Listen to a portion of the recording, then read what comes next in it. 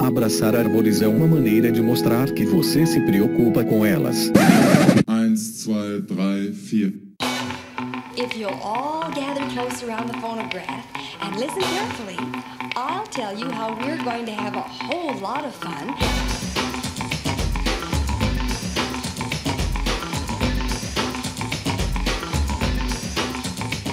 Howdy! Aqui é Fernando Lima e este é o Desabraçando Árvores, um bate-papo sem firula sobre ecologia e conservação, a vida, o universo e tudo mais. Eu estou aqui direto de Atibaia, São Paulo, e direto de Curitiba, no Paraná, o nosso Biwan Kenobi, o professor Fabiano Rodrigues de Mello. E aí, turma? Que alegria estar aqui novamente com vocês. Valeu, Fefe, valeu, Mirinha!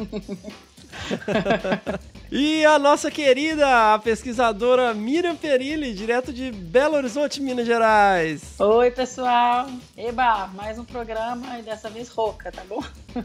Sensacional. Nossa, gente, esse episódio tá intenso, tá intenso.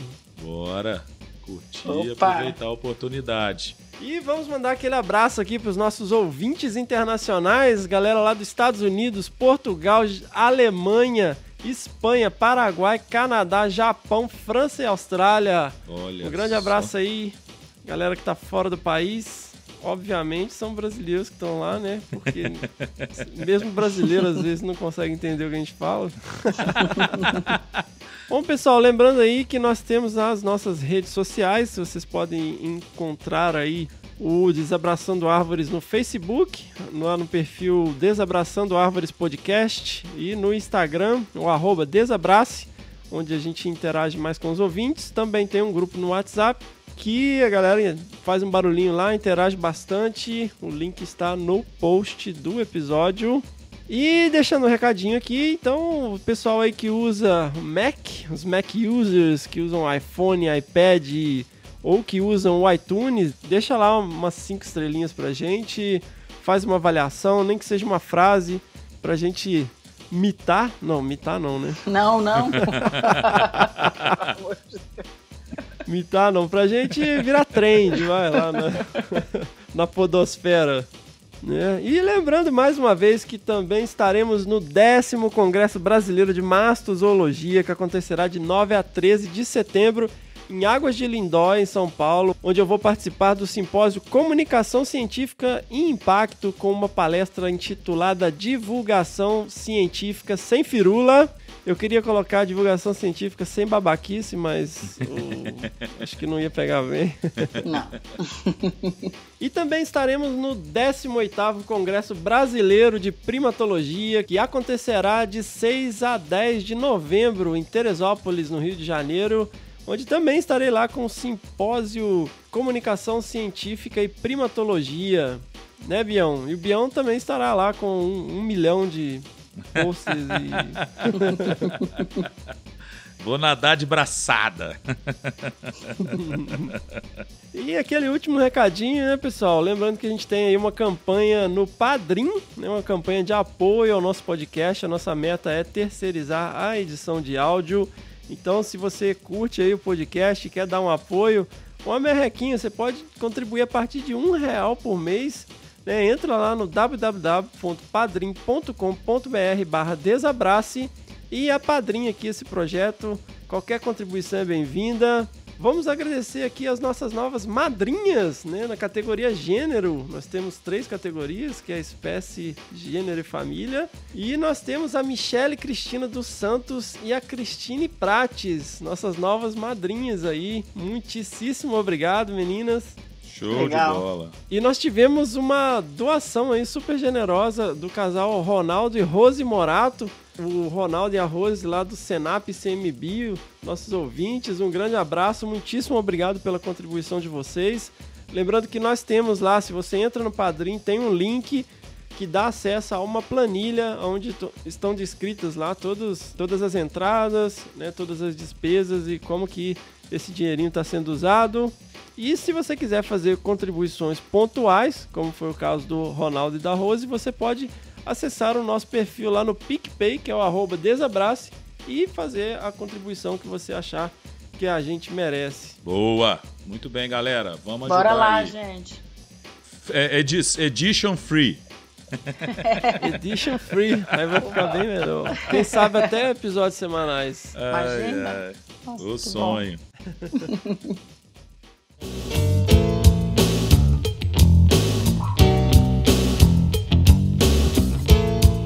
Bião, como que você consegue recursos para os seus projetos de pesquisa e para os seus 1 milhão de alunos?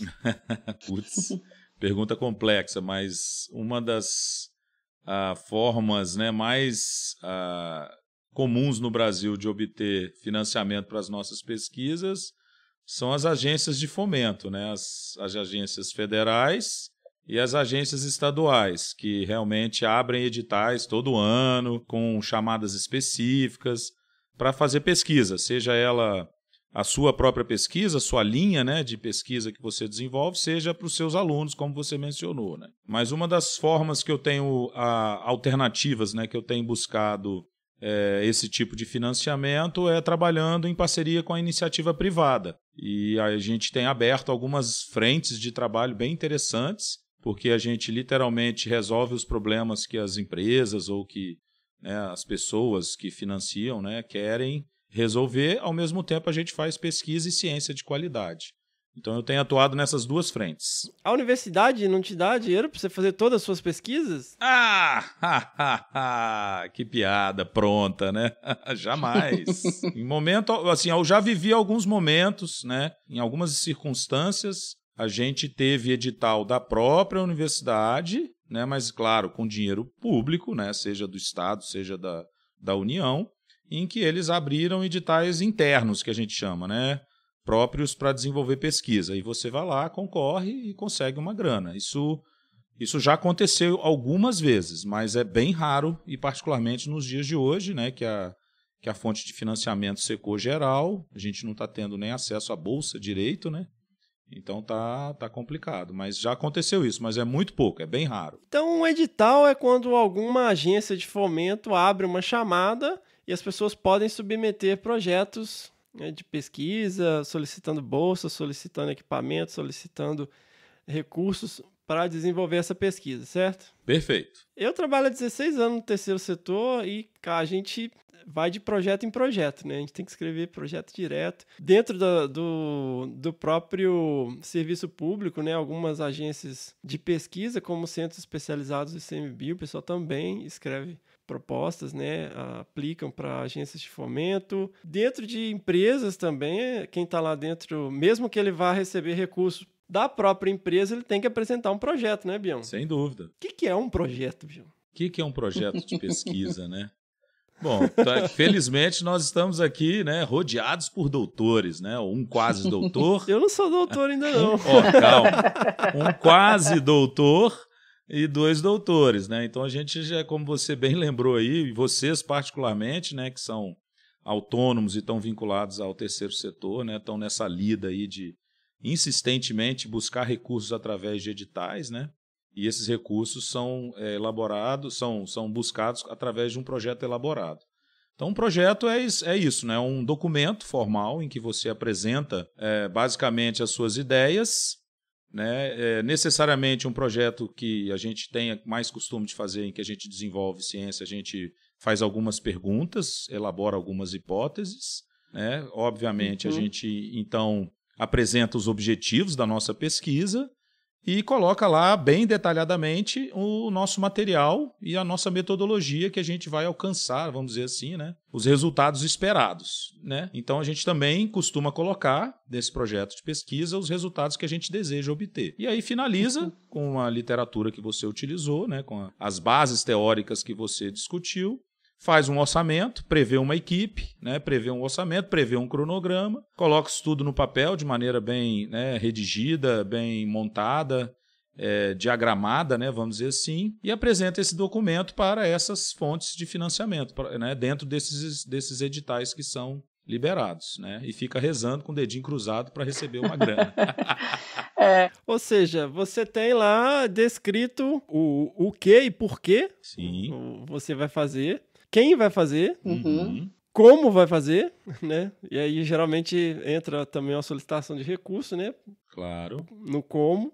quando, né, um cronograma e onde. Perfeito. Bião, você bota seus alunos para escrever projeto? Cara, sempre. Você me conhece bem, você foi meu aluno, você sabe disso, né? Sempre que a gente começa uma estratégia dessa, a gente já começa falando, galera, tem que ler, você tem que apresentar no papel sua ideia e trazer para mim. Ou seja, eu sempre priorizo e privilegio, né, os alunos no sentido de que eles precisam passar por essa etapa fundamental que é montar um projeto. E aí a gente já vai treinando eles. A gente já vai treinando eles. A gente queria que fosse mais abrangente, né? E eu espero que um dia seja. Mas, assim, a gente sabe que uma grande parte da audiência do Desabraçando são pessoas que são alunos de graduação, de pós-graduação, de mestrado, doutorado. Embora existam profissionais aí, um grande abraço a todos que não são da área de meio ambiente e ouvem a gente. Prazer enorme saber que a gente tem esse público, né, que é o que a gente realmente deseja, né? Exato. Então, mas como a gente, né, tem muitos ouvintes dessa área, cara, eu queria enfatizar o quanto antes vocês aprenderem a gerir um projeto, a escrever um projeto, né, a levantar recursos, melhor, porque você vai ter que fazer isso o resto da sua vida profissional. Você não ganha recursos do céu para desenvolver projetos de pesquisa. Então, quando você vê, às vezes, um professor que pega um aluno, você vai fazer isso, pronto, acabou, você tem essa bolsa aqui, você vai fazer o que eu mandar, isso é foda, porque a pessoa não está aprendendo a fazer isso, que é uma coisa fundamental, né? Então, muitas vezes o aluno fica dependendo de um recurso do laboratório ou do orientador e não aprende isso, e vai aprender na marra no futuro, né, se não desanimar. E olhe lá. Por que eu tô fazendo todo esse discurso e toda essa novela? Porque, cara, uma das organizações que eu tenho um carinho profundo, né, que a minha vida profissional começou com um projeto apoiado por eles e a minha maturidade profissional foi quando eu consegui aprovar um projeto que eu escrevi do zero e foi apoiado por eles, um volume até grande de recursos, foi aprovado em 2012. E um projeto que eu me envolvi, né, logo que eu me formei, que foi em 2003, pelo FUNBio, que é o Fundo Brasileiro para a Biodiversidade. Olha só. E, cara, eles têm um programa chamado Bolsas FUNBio Conservando o Futuro. Gente, ela é uma chamada, tá, para estudantes de mestrado e doutorado, onde você submete um projeto de pesquisa de apoio à pesquisa de campo. Olha aí o diferencial, Bião. Que massa. Fala como é que tá fácil conseguir grana para ir para campo hoje. Putz, não vou chorar minhas pitangas aqui, não. E aí, cara, eu falei, pô, isso é muito legal, bicho. E que pena que eu não tenho mais campo no meu doutorado. Mas essa é a segunda chamada, é a chamada 2019. E aí eu entrei em contato com o FUNBio e falei, poxa, pessoal, vocês não querem aqui um spot no nosso podcast para falar aí sobre esse edital sensacional? E eles falaram, pô, legal.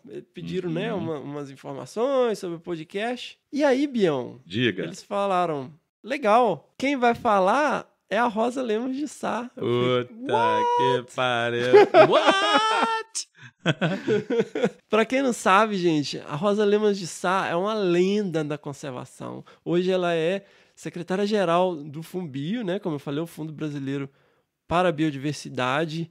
Mas, cara, Bião, ela tava lá com os muriqui muito antes de você, Bião. Muito antes, cara. Muito antes. Cara, ela é, assim, uma grande influência. Ela é uma das idealizadoras do programa ARPA. Nossa. Ela tem aí a responsabilidade por grandes iniciativas da conservação no Brasil, trazendo grandes recursos do exterior, principalmente para a conservação na Amazônia. Muito então, legal. Uma pessoa extremamente importante. Ela está... Eu não sei nem o que falar, na verdade. E aí eu conversei com ela, galera. Puta. Rapidamente, né? A gente conversou um pouquinho sobre o edital. Eu agradeço aí o Hélio, que fez essa ponte aí, e agradeço enormemente a Rosa Lemos de Sá. Admiro demais o trabalho dela e eu espero que a gente consiga gravar aí no próximo semestre. Se liguem aí nesse recado, pessoal, sobre esse edital.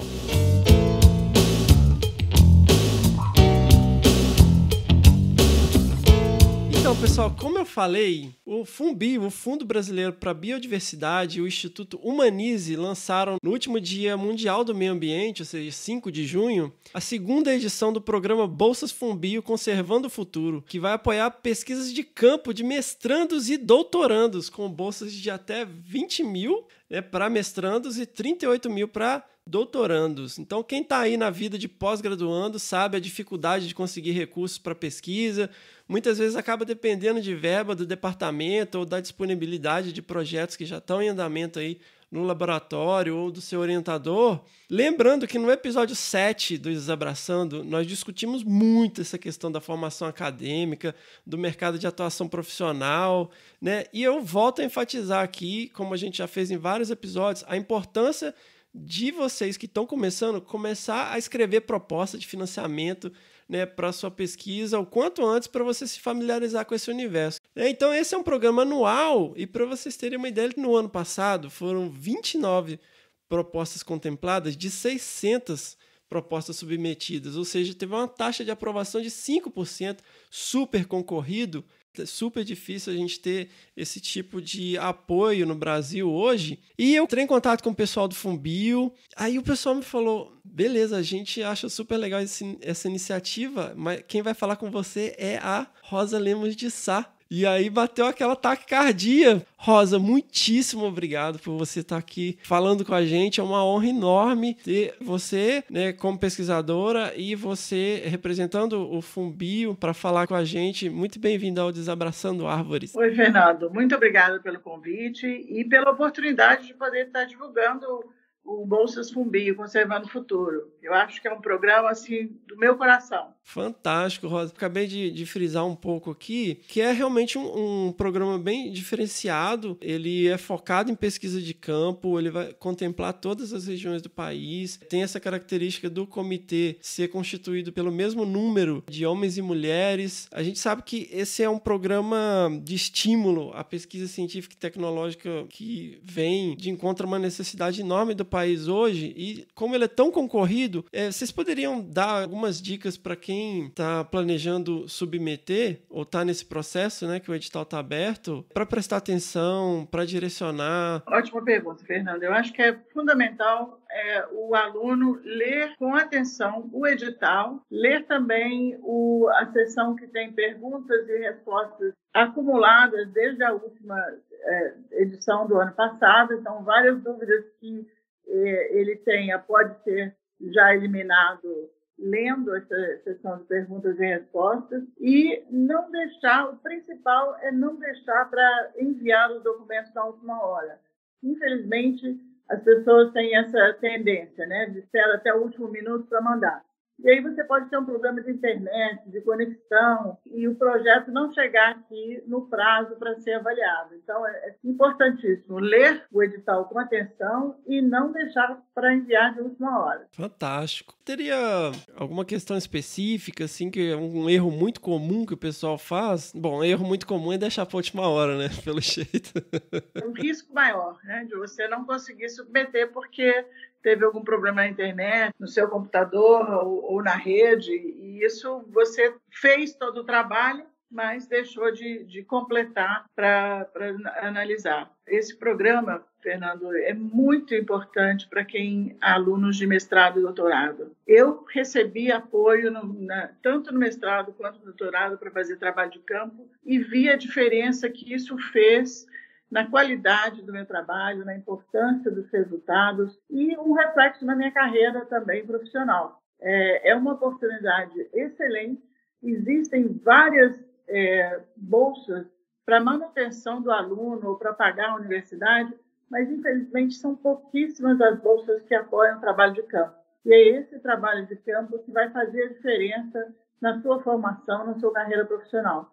Então, apesar de nós termos já uma competição alta, eu gostaria que as pessoas continuassem apostando no projeto e mandassem suas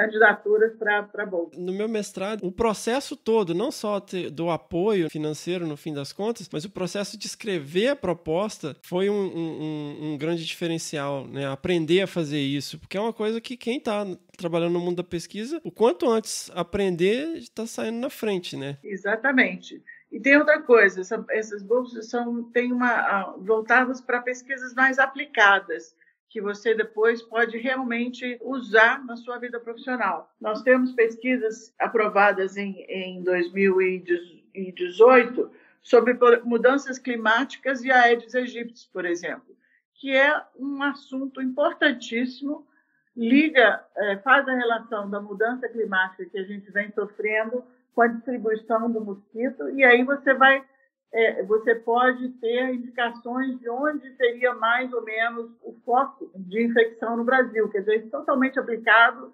um problema seríssimo liga o meio ambiente à saúde humana. Então, esse tipo de trabalho pode ter um resultado que traz uma estratégia de combate a essas doenças importantíssima para o Brasil. Rosa, ele tem 4 eixos temáticos, né, Rosa? Que é a conservação, manejo sustentável da fauna e flora. Tem recuperação de paisagens também e áreas degradadas, que o Brasil precisa muito investir nisso, né? Principalmente na Mata Atlântica, existe muita área degradada. Gestão territorial para proteção da biodiversidade e mudanças climáticas e conservação da biodiversidade. Então, todos esses assuntos estão ligados à biodiversidade, porque, afinal, o FUNBI é o Fundo Brasileiro para a Biodiversidade.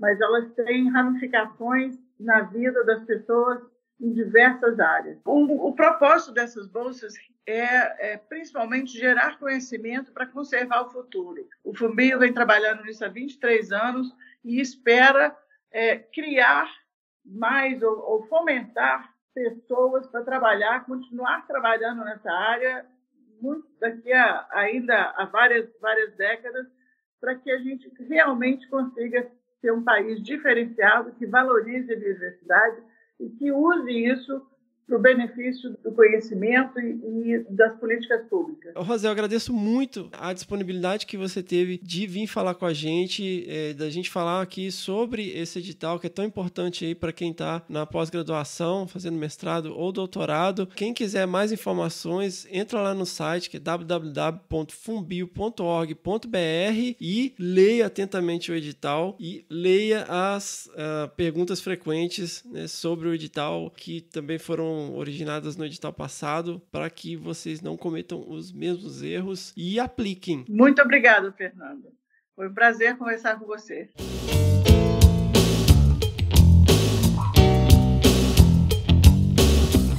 Pessoal, uma coisa que me incomoda enormemente é a banalidade com que as pessoas falam que fazem biologia da conservação. Então, qualquer merda é biologia da conservação. Você pega uma dissertação de mestrado, ecologia e conservação do pepino do mar, sabe? Uhum. Você pega um doutorado, eu trabalho com conservação do não sei o quê. Bião, indivíduos evoluem? Indivíduos evoluem, não. Hein? Não, pô, de jeito nenhum. Populações evoluem, caracterizado pela mudança na frequência alélica de populações. O indivíduo não muda o seu genótipo. Desculpa aí os coach quântico de reprogramação de DNA, seus merda.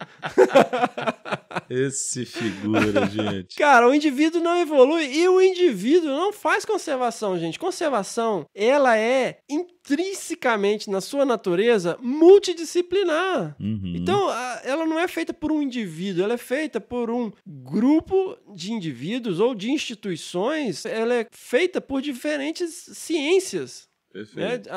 A biologia da conservação, ela é composta por diferentes camadas, né? Você tem aí aspectos sociais, econômicos, aspectos de paisagem, de conservação de hábitat, de envolvimento comunitário, educação ambiental, geração de alternativas de renda, políticas públicas, né? E também a pesquisa básica de autoecologia das espécies. Perfeito. Então a gente às vezes recebe e-mail, por que vocês não falam da conservação do não sei o quê, ou da conservação baseada em não sei o quê? Peraí, eu não tô entendendo. A gente fala tanto de biologia da conservação, afinal de contas, nós somos o único podcast de biologia da conservação. Ó, Que orgulho, hein?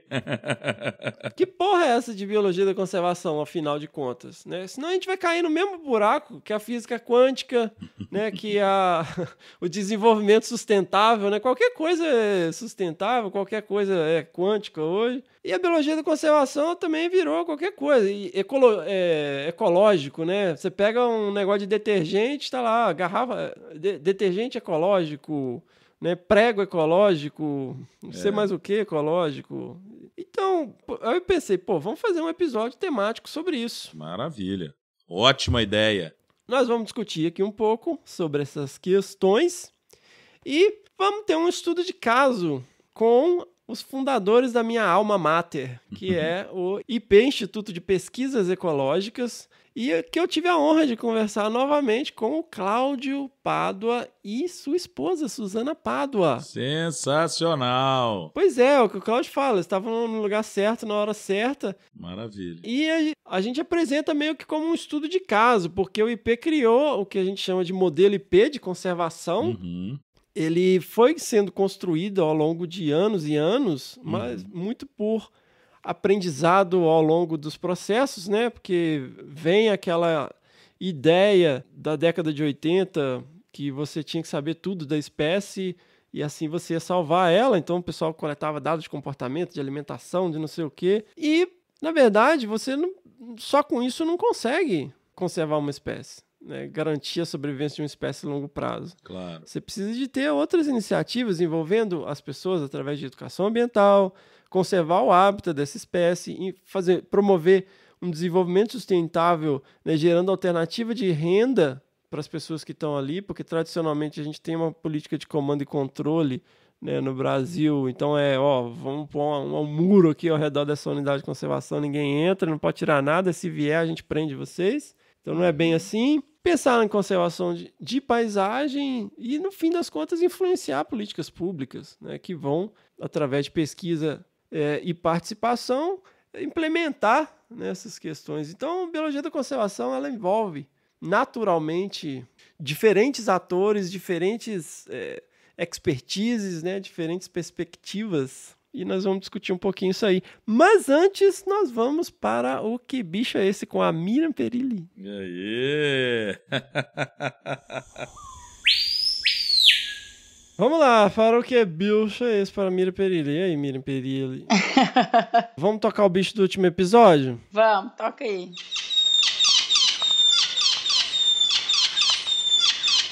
E aí, Mi, respostas? Esse foi um bicho difícil.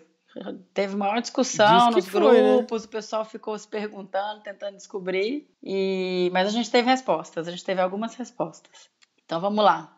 A primeira resposta é da Priscila Gomes, e ela disse: Eba, descobri mais um. Depois que vocês falaram que esse som foi registrado em Wanderlândia, pensei, não deve existir tantos registros nessa cidade no Wikiavis. Fui lá conferir e só tinha 89 espécies registradas, sendo só 46 por sons. Comecei a olhar aquelas que não conhecia e cheguei no Anacan, Deroptius acipitrinus. Amanda Mello, eis que surge uma concorrente forte pro pódio do Que Bicho é Esse? Me aguarde. Olha só, rapaz, a concorrência tá ficando boa. Né? Olha só. Voltando ao Anacan, jamais chutaria que era esse psitacídeo. Muito linda, por sinal. Parabéns, Vanieuli, pela escolha. Adorei. Muito bom. Olha aí, é um psitacídeo? É um psitacídeo. É um psitacídeo. Bonitaço, assim, super colorido. Pô, mas muito legal o jeito que ela achou, né? Muito. Não, foi muito esperta. Super. Foi legal investigando. Parabéns, Priscila. Mandou bem. Então a Priscila aproveita também para indicar uma vocalização para o próximo episódio, que é uma das primeiras vocalizações que ela aprendeu, e eu não vou falar mais informação, senão vai dar muita dica. Que é o? Que é o... Mas ela deu uma dica aqui, ó. Ela deu dica, ela falou que é uma espécie ameaçada, ela é vista na região da Costa do Descobrimento. Eu não vou falar o grupo, porque aí é demais, né? Ela vive nas áreas protegidas da região da Costa do Descobrimento, no sul da Bahia, ó. Isso. Não pode falar que é um beija-flor? Interessante. Que é um beija-flor? Nossa, que... Gente, não pode falar que é um beija-flor, gente. Imagina, senão as pessoas vão entender que é um beija-flor. Mas aí vai facilitar, Que todo mundo souber que é um beija-flor, aí fica fácil. Pois é como se fosse muito simples Pois identificar. Então não vamos falar que é um beija-flor, né? Não, mas Não. é super simples resolver qual espécie de beija-flor é, tá certo? Vai nessa. Vai nessa. Boa sorte, galera. Hoje, vamos tocar. Então vamos lá, segunda resposta. É da Amanda Mello, nossa querida. Oi, pessoal. Esse último bicho exigiu um trabalho estilo CSI, viu? Mas graças às ferramentas de busca avançada do Wikiaves e ao próprio Anioli, consegui descobrir o bicho da semana. O bicho é o Anacan. Peraí. O próprio Anioli? Acho que ela foi deve ele ter que pedido sugeriu umas o dicas. bicho? Foi, tá. Mas eu acho que ele deve ter dado algumas dicas importantes aí, né, o Anioli? Poxa, isso aí, pô, ajuda os colegas aí. O bicho é o Anacan, um psitacídeo muito bonito e imponente. Gostei de conhecer ele. Aguardo mais bichos desafiadores assim. Obrigada, Amanda. A gente teve, então, 2 respostas para o bicho dessa semana. Foi um bicho um pouco mais difícil.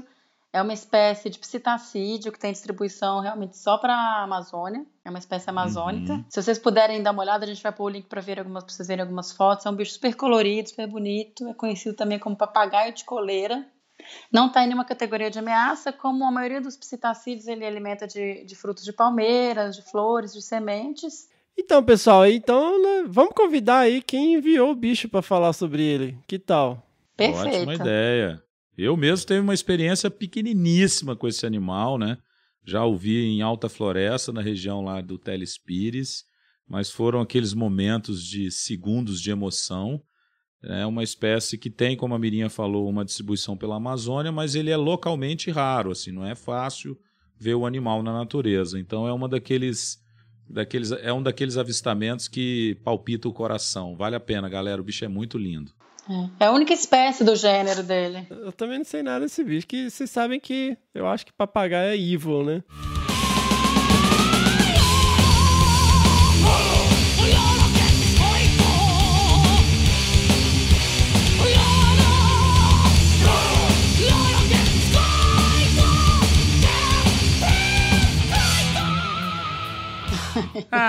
De novo, gente. Tadinho do papagaio. Mas esse bicho é massa, Fefe. Você vê esse bicho na natureza, você vai mudar um pouquinho a sua rotina, a sua concepção evil dos psitacídeos. Muito bonito. Legal. Fiquei super curiosa para ver esse bicho. Diz aí o Anioli. Olá, desabraçadores de árvores.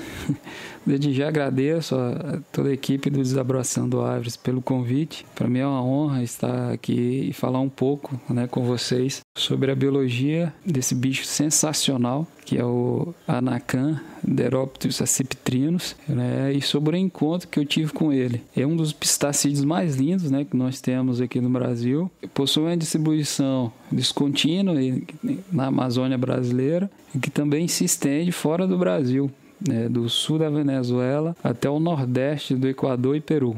Ele habita florestas úmidas e semi-úmidas de galeria e se reproduzem em buracos, né? Buracos feitos em árvores mortas, principalmente aqueles que são feitos por pica-paus. Não possui dimorfismo sexual, que é a diferença entre macho e fêmea, né? A gente observando o bicho visualmente, não dá para diferenciar quem é macho e quem é fêmea, porque não tem uma diferenciação na coloração do bicho, né? Mede aí entre 35 e 41 centímetros. É inconfundível, né? Principalmente pela coloração e o topete que ele tem, né? O topete que quando o bicho eriça, fica mais bonito ainda, né? E se alimenta principalmente de frutos, né? De palmeiras, flores e de sementes. O encontro que tive com ele foi em Vanderlândia, aqui no Tocantins, né, em um campo do PPBio, Programa de Pesquisa em Biodiversidade, aí no mês de maio de 2011, e mais precisamente no dia 22, né, de maio de 2011, às 6h20 da manhã. Eu encontrei aí com um bando de 4 indivíduos,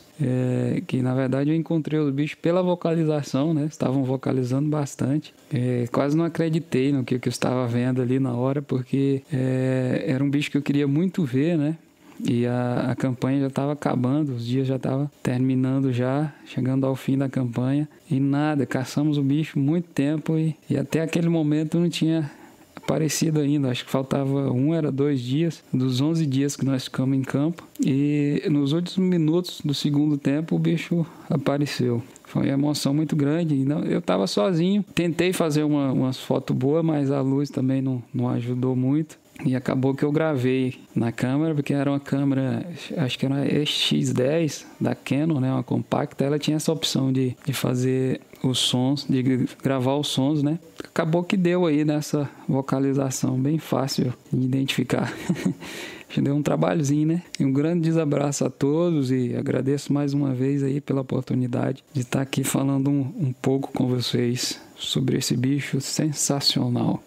Valeu, Aniele, que legal a sua história aí, como que você encontrou esse bicho e conseguiu identificá-lo. Muito massa.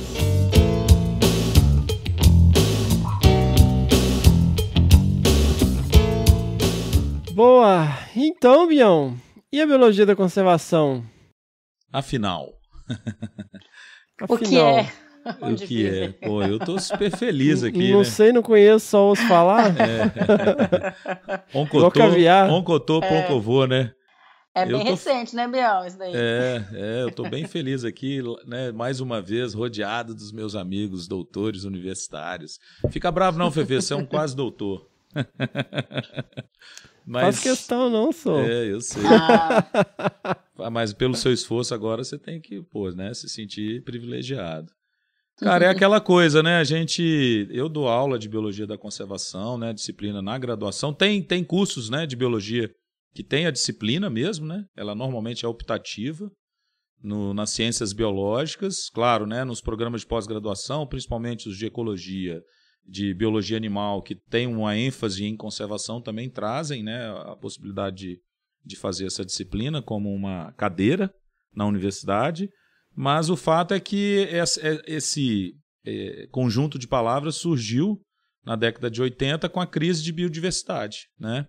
Então, com a iminência de extinção de espécies, com o agravamento, né, das questões de perturbação antrópica, alteração de hábitats, fragmentação florestal, né, na década de 80, a questão da Amazônia, o pulmão do mundo, né, na ocasião ela era considerada isso, e todos os problemas associados à perda de espécies, a gente teve, então, um boom de estudos que foram, né, importantes, e pessoas indicando um caminho, né, uma solução. Galera, estamos em crise, como que a gente pode resolver esse problema, né? Então nasce aí a biologia da conservação como uma cadeira que vem para, literalmente, dar uma guinada, né, nessa questão de perda de espécies, né? Enfim. A ciência da crise, né? A ciência da crise, né? Esse conceito é bem marcado e é isso mesmo, né? Eu acho que a gente fez bem de ter se preocupado e ter criado a biologia da conservação como uma estratégia, né, de proteção e realmente de reversão desse cenário de crise, de extinção de espécies, né? E é legal como surge também, né? Porque veio dessa questão de extinção, de crise da biodiversidade, e ao mesmo tempo já se vinha falando nisso, mas de repente surge o termo mesmo, biologia da conservação. E aí vários pesquisadores, eu me encaixo nesse termo. Por que e começa não, realmente, né? Já a tomar força. Então é recente, mas foi muito forte. Assim, é uma ciência que, na verdade, quando ela foi cunhada, você já cria essa conexão dos pesquisadores de se entenderem como conservacionistas e começarem a trabalhar dentro do termo da nomenclatura biólogos da conservação, né? Eu me impressiono. Não. Não tem esse negócio de biólogo da conservação, não. Porque eu não consegui falar outra palavra. Tira o biólogos da conservação. Biólogo da conservação? Não, gente. Eu queria enfatizar essa coisa. A interdisciplinaridade. Não tem o indivíduo da conservação. A biologia da conservação, ela vem atender a uma crise, só é comparável às grandes extinções em massa, né, o declínio de espécies rapidamente, das populações, né, que estão acontecendo, e essa ciência vem agregando várias outras ciências, né, colocando isso junto no que é chamado de biologia da conservação. Sempre de maneira multidisciplinar. Sim, mas as pessoas se intitulam como conservacionistas. Muitas pessoas se intitulam como conservacionistas. Eu não estou falando em termos do que é, em termos como ciência, mas você pode trabalhar linkado com várias outras. Eu posso me intitular coach quântico, coach que reprograma DNA. Lá vem ele. A pessoa se intitular não quer dizer que ela seja, né? Eu posso me intitular capitão da Enterprise. Eu sou conhecido como deputado, por exemplo. Me intitulam deputado. Não é isso? Mas nem por isso eu sou um deputado. O termo não quer dizer que você trabalha sozinho, é só um termo, conservacionista. Mas ele leva a um entendimento equivocado do que é a biologia da conservação, que é, na verdade, a razão original de eu ter insistido com essa questão desse episódio, que eu acho que não é uma coisa que está tão clara para todo mundo. Provavelmente não. A multidisciplinaridade, ok. Porque eu vejo gente no corredor da universidade falando, eu trabalho com conservação urbana, conservação do não sei o quê, conservação de pepinos alegres do mar, sabe? Pô, não, a sua pesquisa ela pode sim vir a contribuir com um programa de conservação, né? Mas ela em si, isoladamente, ela não é um programa de conservação, que por sua natureza ele é multidisciplinar. Então, só ter biólogo não é um programa de conservação. Você tem que ter ali gente da área de humanas, gente da área de economia, você tem que ter ali diferentes atores. Comunicação, exato, do legislativo. Meio físico. Sabe? Exato. Então, a gente tem essa cultura, né? A gente é educado para ser o pica das galáxias. Eu tenho até uma apresentação que eu faço sobre isso, sobre... né, aquela coisa, sabe, você é o cara que tem que coletar os dados, que tem que analisar os dados, que tem que fazer tudo, sabe, você tem que saber tudo sobre o seu tema, o que é legal, você saber bastante sobre aquilo, porque é assim que, né, as coisas avançam, você chega num ponto em que você sabe tanto sobre o tema que você sabe exatamente o que está faltando.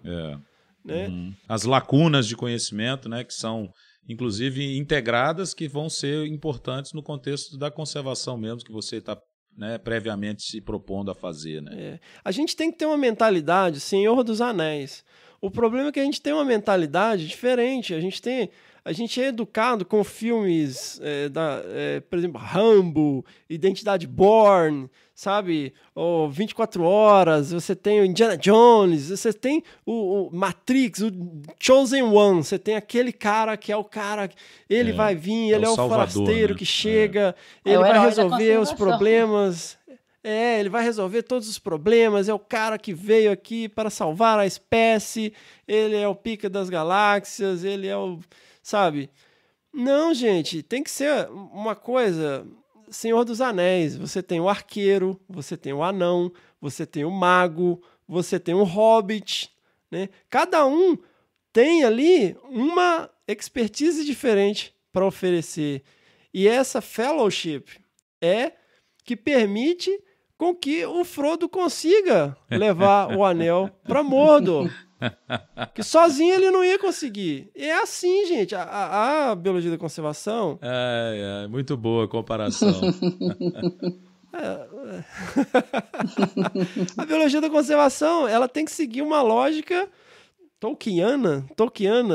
Ela tem que seguir uma lógica tolkiana, de fellowship, e não a lógica do herói, o chosen one, que vai salvar tudo sozinho. Aquele negócio, você pode ter sua opinião, você não pode ter seus fatos. Né? A biologia da conservação, ela é multidisciplinar. Pronto e acabou. Pronto e acabou.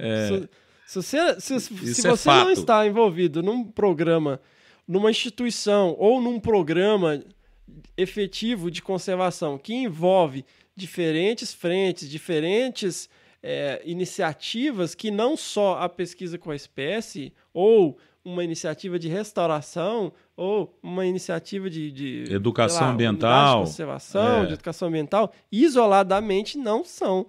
Mas se você estiver envolvido dentro de um programa de conservação, perfeito. Beleza. É isso. Não, por exemplo, Bião, você não está envolvido com conservação de muriqui? Tô envolvido. E haja envolvimento. haja equipe, haja trabalho, haja financiamento, né? Ou seja, é o que você falou aí agora. Resumidamente, é um programa.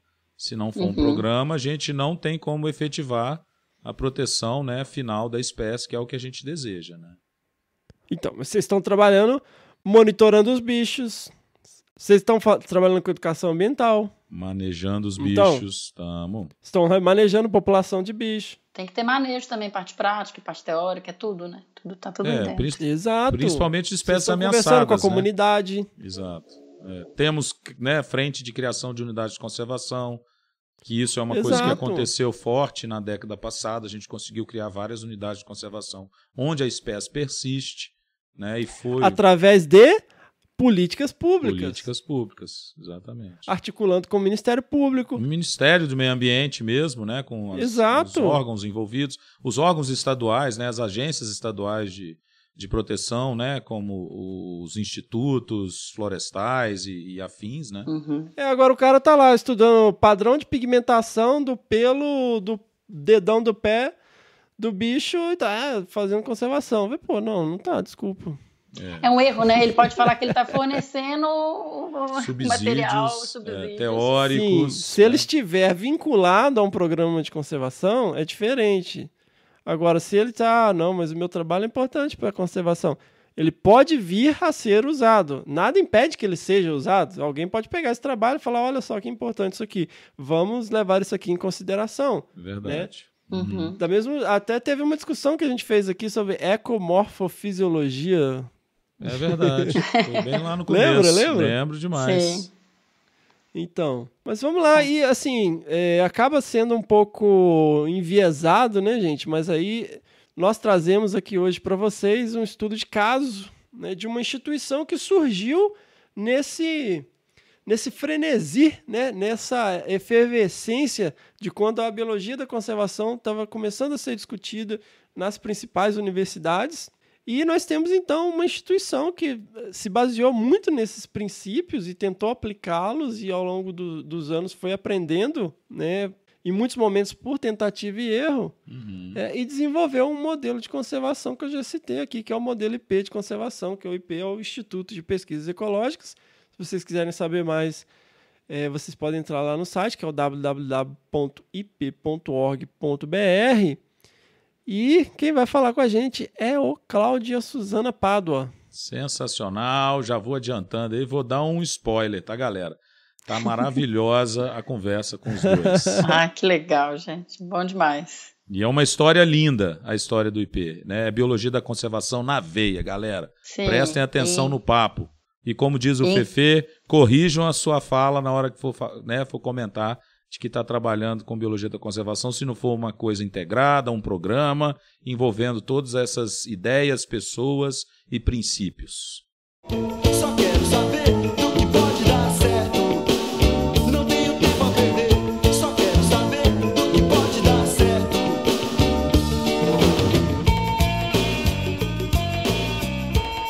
Esse episódio está mais do que especial, só lendas da conservação.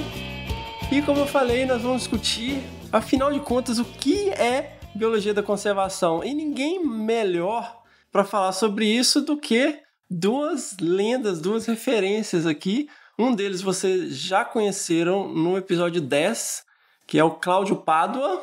Boa tarde, pessoal. Estamos aqui. Tarde. E Suzana Pádua, ela que vocês também ouviram falar bastante no episódio 10. Um prazer enorme estar aqui. Sejam muito bem-vindos, né? De volta ao Desabraçando, Cláudio. Muito bem-vinda, Suzana. Então, gente, para quem não conhece, eu acho que vale a pena dar uma pausinha aí, vai lá no episódio 10 e ouve essa saga, essa jornada maravilhosa, né, desse casal lindo. A Suzana vai gravar com a gente em breve, né, Suzana? Tô às ordens. Será um prazer. Para dar continuidade a essa história. E vamos lá. Então, gente, o que seria a tão falada, famosa biologia da conservação? Como que começou esse envolvimento, Cláudio? Acho que eu posso começar contando um pouco de uma sorte que eu dei na vida. Eu dei uma sorte danada, porque eu resolvi fazer pós-graduação no exterior. E eu fui cair na Universidade da Flórida, em Gainesville, que foi excepcional, foi uma sorte tremenda ter caído lá. Não fui só eu, um grupo de brasileiros foi para lá, e nós fomos para lá por um motivo. Tinha um grupo de pesquisadores recém-chegados, eram alunos ou seguidores do grande John Eisenberg. O professor John Eisenberg era o maior, nessa época, o maior mammalogista neotropical vivo, escreveu uma série de 3 livros sobre os mamíferos neotropicais, e ele ganhou um concurso para ir ser professor com uma endowed chair. Uma endowed chair nos Estados Unidos tem essa coisa bacana, porque uma pessoa rica dá dinheiro para você contratar um professor emérito e com recursos para tudo, para ele fazer pesquisa, para pagar o salário, para pagar assistentes. E ele trouxe alguns pós-doc com eles, e eu estou falando no começo dos anos 80, e eles chegaram em busca também de um rumo para eles. E nessa mesma época, final dos anos 70, começo dos anos 80, um pesquisador americano chamado Michael Soulet, ele tem nome de francês, mas é americano, ele tinha feito um evento grande e convidou alguns ecologistas da época para conversar. E a pergunta central era: como é que nós vamos continuar desse jeito? Porque os bichos e as plantas que a gente está estudando estão desaparecendo. Toda a biodiversidade está desaparecendo e nós estamos só estudando eles. Isso não é admissível. A gente tem que fazer alguma coisa também. Mas estamos contando os livros enquanto a biblioteca pega fogo. Né? Exatamente isso. Essa é a maneira bonita de colocar. E o fato é que esse grupo de pessoas resolveu reagir. E entre eles estava John Eisenberg. Então, nasce na Universidade da Flórida, é um dos nascedouros da biologia da conservação. E o grupo de pós-doc deles conseguiu recursos para criar um esquema de trazer biologia da conservação para dentro do mundo acadêmico. E então, a Universidade da Flórida é o primeiro lugar que isso acontece, e eu dei a sorte de cair lá quando isso estava acontecendo, estava começando. Então, tive essa sorte e acabei me envolvendo num programa de biologia da conservação, primeiro programa americano, e daí foi um passo voltar para o Brasil e querer trazer isso para o Brasil imediatamente. E eu não me conformava de não fazer de outra forma. E fui parar na Exalc, acho que eu já contei no episódio 10, mas o fato é que não funcionou na Exalc por razões burocráticas e nós acabamos criando um grupo para cuidar desse tema. Mas eu já vinha imbuído, porque eu já tinha feito meu doutorado com essa história e já tinha sentido na pele o que é biologia da conservação. Não só aprendido do ponto de vista teórico, mas também tinha sentido na própria pele como é que isso funcionava. E eu senti na pele porque no meu doutorado eu me dediquei à ecologia e comportamento do mico-leão preto. Na época era uma das 10 espécies mais ameaçadas do mundo. E eu morava no Pontal do Paranapanema, dentro do Parque Estadual do Morro do Diabo, junto com a Suzana Pardo, que daqui a pouco vai entrar nessa história também graças a Deus, de cabeça, e virou uma parceira extraordinária no projeto Mico-Leão Preto. E morávamos no Morro do Diabo, estudando os mico-leões pretos, e a gente tinha inventariado um pouco o entorno do Parque Estadual do Morro do Diabo e descoberto que em alguns fragmentos tinha mico-leão preto. Um desses fragmentos era de um amigo meu, um fazendeiro da região, que acabou ficando meu amigo lá. Tomava uma cerveja de vez em quando, comia um churrasco e tal. E eu falei para ele: olha, você tem mico-leão na sua fazenda. E por favor, se você resolver desmatar, me avisa antes. Quer dizer que não é a maneira correta, mas era o que eu queria, defender os mico-leões de qualquer maneira. E não durou algum tempo, o irmão dele desmatou o fragmento e eu fui chamado correndo. E os mico-leões estavam nas últimas 2 árvores que estavam do fragmento. Eles resgatamos, foram enviados para o Zoológico de São Paulo e entraram no pool dos animais em cativeiro. Mas isso para mim foi um momento marcante, porque até esse momento eu achava que eu salvaria mico-leões só conhecendo a biologia deles. Se eu soubesse tudo sobre a ecologia de mico-leão, estava feito, eu ia salvar mico-leão. E esse momento foi marcante para me botar no lugar apropriado e ver que era um pouco de pensamento excessivamente científico. Que é uma coisa que era muito comum nessa época, né, Cláudio? Que se você soubesse o que o bicho come, como ele gasta o tempo, como ele se reproduz, né? O padrão de movimentação é tudo que você precisa saber para salvar a espécie, né? Eu fiz tudo isso. Você até hoje, né? Algumas pessoas trabalham dessa maneira. Eu fiz tudo isso. Se você olhar meu doutorado, tá tudo lá. Mas isso não salva a espécie, porque tem outros fatores envolvidos nessa história. E foi isso que nós descobrimos nesse momento. E em outros momentos, esse é um momento marcante, mas tem outros momentos que nos fez refletir. E, felizmente, a Suzana pode falar muito melhor do que eu, a gente entrou no mundo da educação ambiental muito por causa disso. Que eu acho que o mundo científico, ele tem um pouco de prevenção contra, sabe? Você trabalhar interdisciplinarmente. O mundo acadêmico fala muito nisso, mas quando você faz mesmo, você não tem a credibilidade tão alta quanto você publicar sobre uma espécie e tal. E no mundo verdadeiro, você se depara com uma outra realidade. São questões complexas, né? As pessoas da região, elas têm interesses que não são salvar espécies, elas têm interesse de criar seus filhos, de ter uma vida saudável, e o modelo implantado é de desmatamento, de que você destrói o habitat para fazer alguma coisa que vai te dar renda e assim você vai melhorar de vida. Então, essa quebra do padrão e trazer para uma realidade, principalmente sem privilégio nenhum, como era o Pontal, né, a segunda região mais pobre do estado de São Paulo, uma alternativa em que a floresta em pé ela pode trazer benefício. Então você está quebrando uma parte da história de como aquilo ali, principalmente aquela região, estava sendo ocupada. Mas eu me lembro perfeitamente quando o Cláudio concebeu o modelo IP de conservação, que é biologia da conservação implementada. A gente teve uma reunião de um grupo que a gente fazia parte, acabamos de ter uma reunião com eles no Panamá, que foi muito interessante, depois de 12 anos.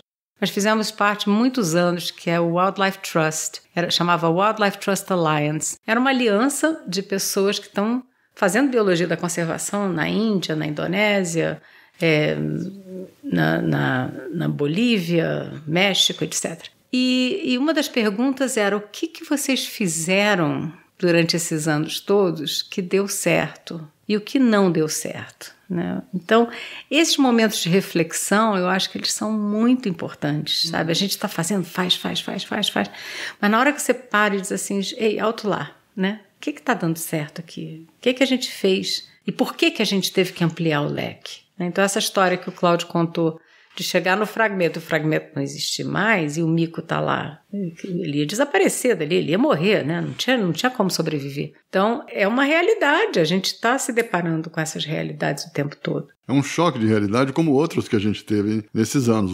Houve um outro choque de realidade, que é que, de repente, chega no Pontal 6.000 famílias de pessoas em busca de terra para sobreviver, para viver, para ter um sustento, em busca de uma reforma agrária, pessoas que estavam alijadas do sistema produtivo, na periferia nefasta da grande cidade. Então, você tem que lidar com todas essas coisas, que eu estou falando de um fazendeiro que tinha muitos hectares e de gente muito pobre, e que a gente pode resumir. Eu encontrei essa semana eu encontrei com um dos assentados que eu conheço, o Valentim De Gasperi, e ele voltou a me falar: o homem no vermelho não protege o verde.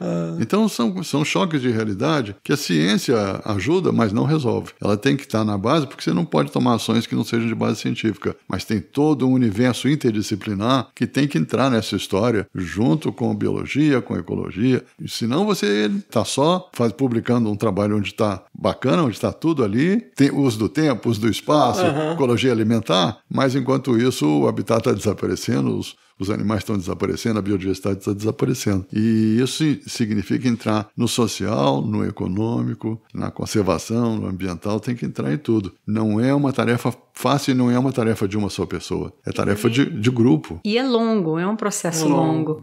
Então, nós estamos no Pontal há 30 anos, né? Então, a gente sente hoje os resultados, mas não é que você vai levar 30 anos, porque em muito menos tempo a gente teve resultado. Mas é um processo de envolvimento. Porque chegaram 6.000 famílias, não quer dizer que a conservação não possa fazer parte da pauta dessas famílias.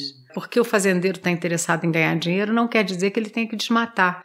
Eu acho que cabe a gente trazer as alternativas que são benéficas para todo mundo, para a gente e para a natureza. Eu acho interessante pontuar algumas questões, que inclusive é uma das inquietações que eu tenho. Outro dia eu fui numa reunião em São Paulo, da FAPESP, fui aqui com um colega do IP que eu admiro muito, inclusive. Um grande abraço, Alexandre Ueso. Abração, Alexandre!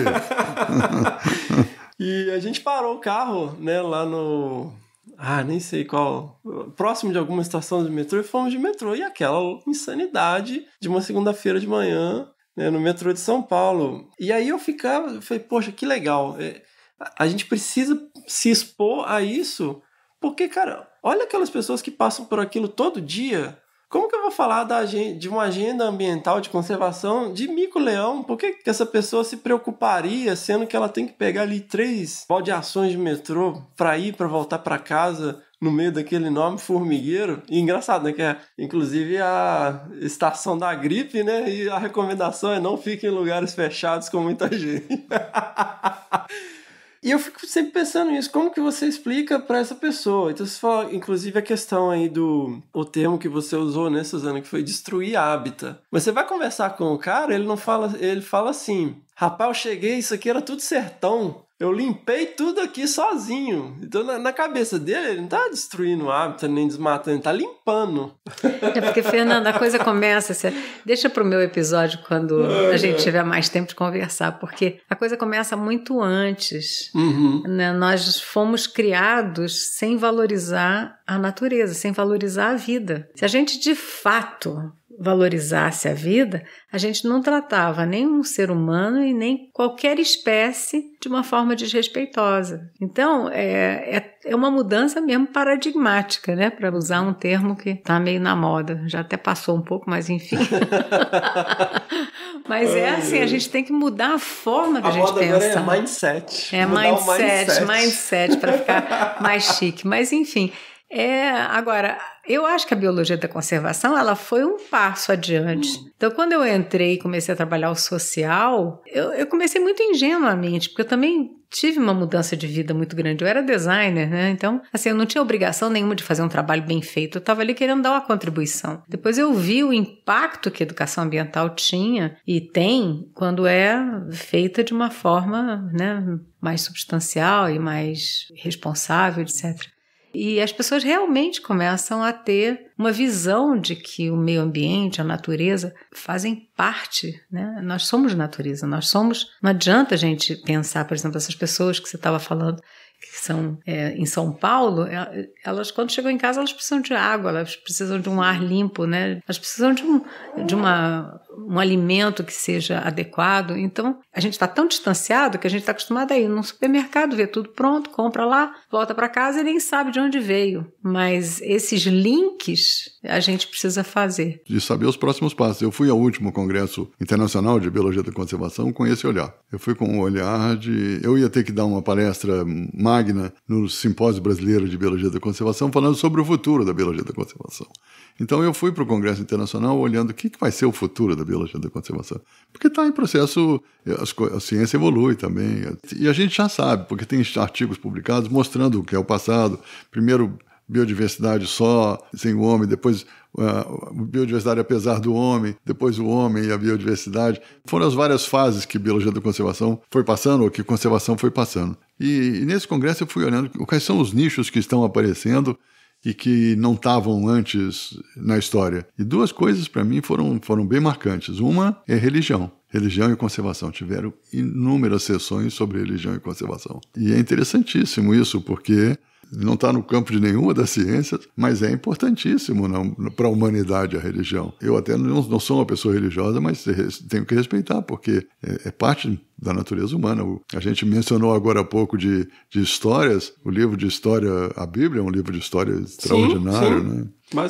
Que influencia todas as gerações. E o outro era economia, mas economia pelo olhar dos negócios. Como é que se influencia os negócios para a conservação? Então, esses duas vertentes novas estavam presentes muito fortes que a gente não via. Se você botar isso no mundo acadêmico, parece estranho, né? Como é que é? Mas não. Eu sou estudante de coisas de ecologia, eu quero saber ecologia da biodiversidade, essas coisas. Mas não, se a gente quer fazer conservação, isso tudo faz parte, porque é a dinâmica do ser humano sobre o planeta Terra. E se a gente não colocar isso em pauta, não vai dar certo. Isso eu acho interessante, essa questão, né, que traz a gente para essa questão da multidisciplinaridade. A gente mencionou a questão do modelo IP, que eu já falei, né, inicialmente na abertura, voltando um pouquinho, a gente começa essa história com o seu trabalho com a biologia, a autoecologia do mico-leão preto especificamente, e aí você tem esse choque de realidade em relação à preservação de hábitat, e Suzana começa a perceber toda essa questão social ali na região, né, como ela mencionou, é uma das regiões, na época, não sei se ainda é hoje, né, mais pobres do estado de São Paulo. E aí você vai adicionando essas camadas, né? Adicionando essas leis de multidisciplinas no processo. Todas elas, Fernando, tiveram resistência dentro da própria instituição. Então, se a gente for olhar, por exemplo, quando a gente começou a trazer alternativas de renda para os assentados, que tivessem um foco na natureza, ou você faz um artesanato que retrate, sabe, as espécies locais, ou você está trazendo viveiros de muda, como a gente tem hoje no Pontal, que são tão reconhecidos, mas no início era assim, como é que nós vamos remunerar? A parte de remuneração a gente não tem nada com isso, vai dar confusão.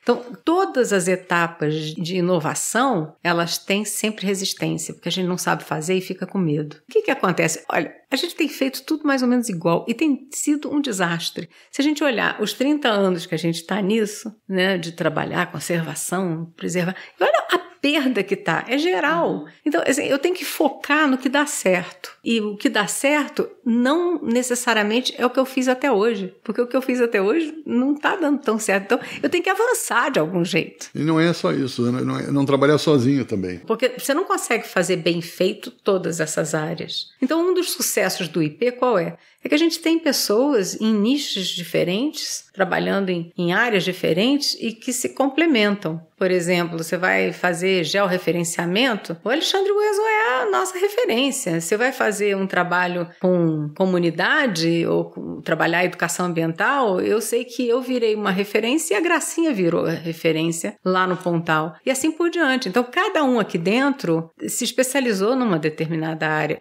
Parceria com empresa, é a Andréia que trabalha, e assim por diante. Por quê? Porque a Andréia Peçanha. Mas não adianta isoladamente. Não adianta isoladamente. É a coisa do carro, né? Que a gente estava conversando um pouquinho antes. Eu acho que até que eu já mencionei essa aqui. Eu acho essa metáfora muito boa. Acho que vale a pena você repetir. Eu acho que eu já até mencionei ela aqui no podcast, porque eu estava falando, quando eu estava no mestrado, eu trouxe essas discussões, né? O pessoal, nossa, mas a gente tem lá o trabalho do fulano de tal, que está lá não sei quantos anos. Eu falei, pô, legal. Mas isso não é conservação. E aí, não, mas que absurdo, você está desmerecendo? Não, de forma alguma, não estou desmerecendo. O trabalho dele é invejável, maravilhoso, incrível, é uma referência mundial, mas não é conservação. Não estou criticando, estou só simplesmente colocando... Classificando. Cada coisa no seu lugar. E aí eu senti que eu não fui muito feliz, porque isso gerou mais calor do que luz.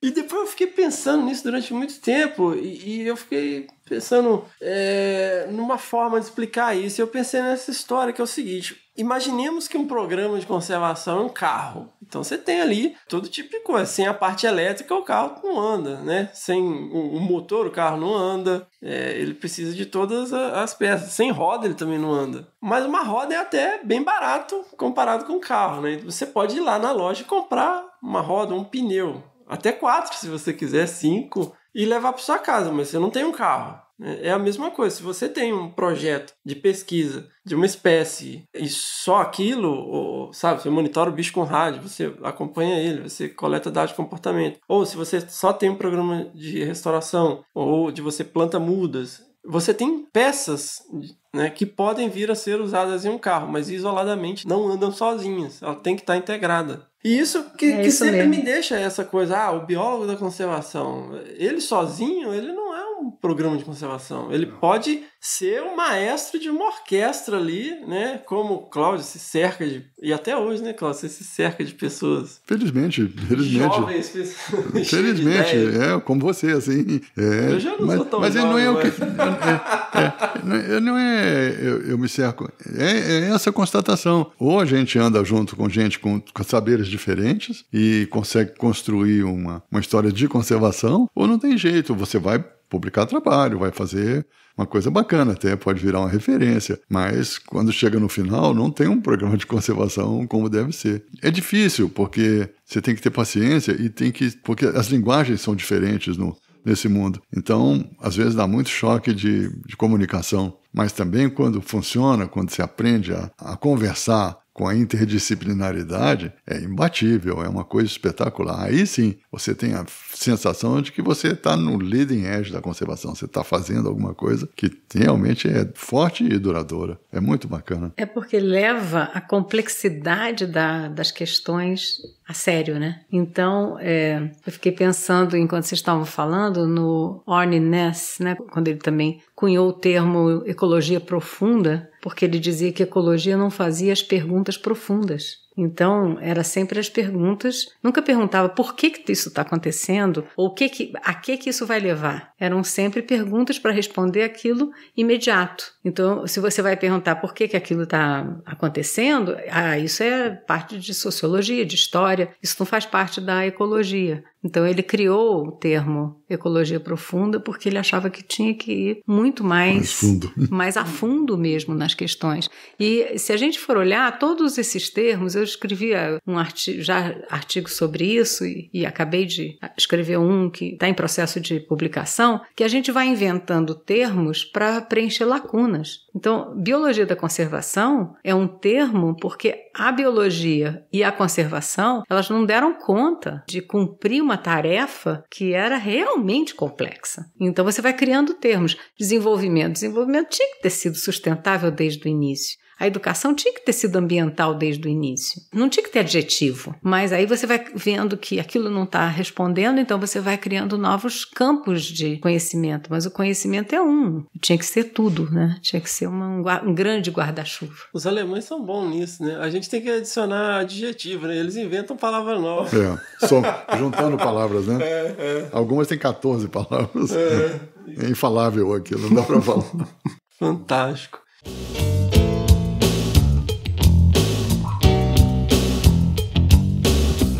Então, você, como que começa essa coisa da educação ambiental? Porque, igual você falou, você era designer, você estava lá... Comecei de uma forma tão ingênua, o Cláudio me empurrou muito para isso, porque ou eu me envolvia, morando no Pontal do Paranapanema, me envolvia com uma questão que eu acreditasse, ou eu fazia as malas e ia embora, né? Porque não tinha como viver ali sem ter uma sensação de um propósito maior, né? Me formei como designer e trabalhei nisso muitos anos. E tinha uma pessoa que me ajudou muito, que foi a Luann Deeds, que ela também é casada com um biólogo, né, com um ecólogo, que é o Jim Deeds, que estudaram mico-leão dourado, e ela me ajudou muito, porque ela me deu muitas dicas de como eu devia começar. E eu comecei assim, olha, eu vou fazer umas palestras na escola, mas eu tremia de nervoso, e achava que aquilo que os professores iam ter reação negativa porque não me conheciam. Enfim, era tudo novo para mim. Uhum.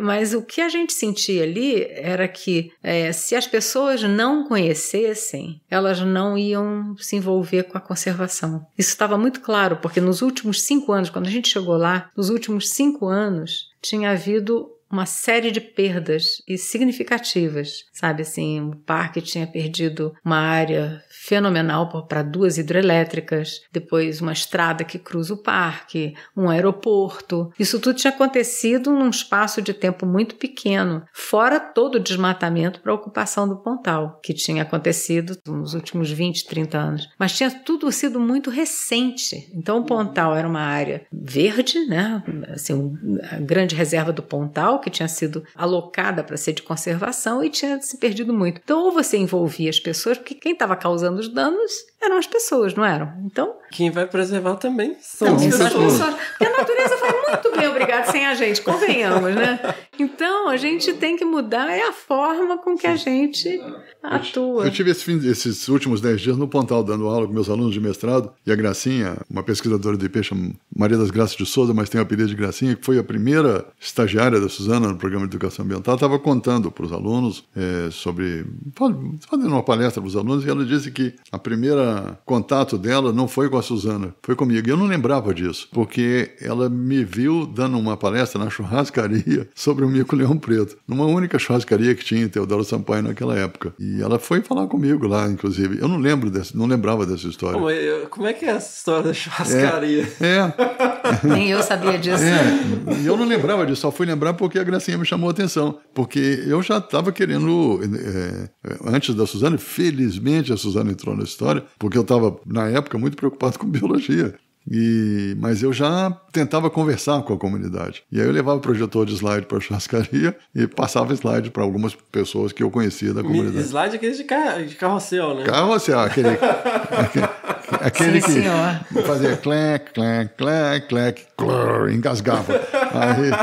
Aí era meia hora para tirar o carrossel e tal. As pessoas mais jovens não sabem dessas dificuldades que a gente passou no passado, mas de qualquer forma era uma tentativa e ela se multiplicou por muito quando a Suzana entrou com o grupo dela. E, de novo, interdisciplinaridade. Então, mas como é que você conversou com o dono da churrascaria? Deixa eu... Eu fiquei conhecendo o dono da churrascaria. Era uma churrascaria só que tinha em Teodoro Sampaio. E de vez em quando eu ia lá e eu perguntei para ele, a gente pode passar slide sobre o mico-leão preto aqui para as pessoas que estão na churrascaria, mas não eram só pessoas estranhas. Tinha algumas pessoas que eu conhecia também, gente da CESP, estavam ligados de alguma forma à conservação lá no Pontal, ao meio ambiente no Pontal. Então, assim, eu não tinha espaço naquela época nenhum. Uhum.